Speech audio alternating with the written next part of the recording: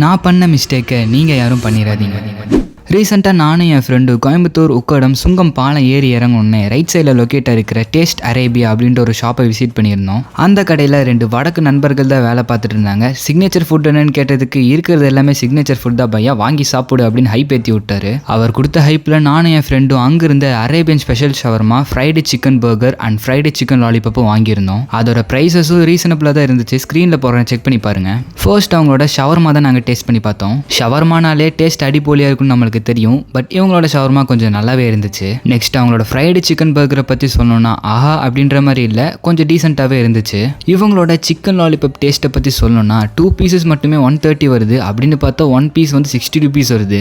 நாங்கள் போனப்போ கடையில் ரொம்ப கூட்டமாக இருந்தனால என்னன்னு தெரியல, சிக்கனில் இருக்கிற அந்த ஃப்ளேவர்ஸ் அண்ட் அது வந்து ஒழுங்காகவே குக் ஆகலை. மற்றபடி ரஷ் இல்லாத டைமில் போனீங்கன்னா நல்லா குக் பண்ணி தருவாங்கன்னு நினைக்கிறேன். கடையில் வேலை செஞ்ச 2 பையாவுமே நல்லா ஃப்ரெண்ட்லியாக இருந்தாங்க. நீங்கள் அந்த சைடு எப்பயாச்சும் போனீங்கன்னா மறக்காமல் விசிட் பண்ணி பாருங்கள். Until then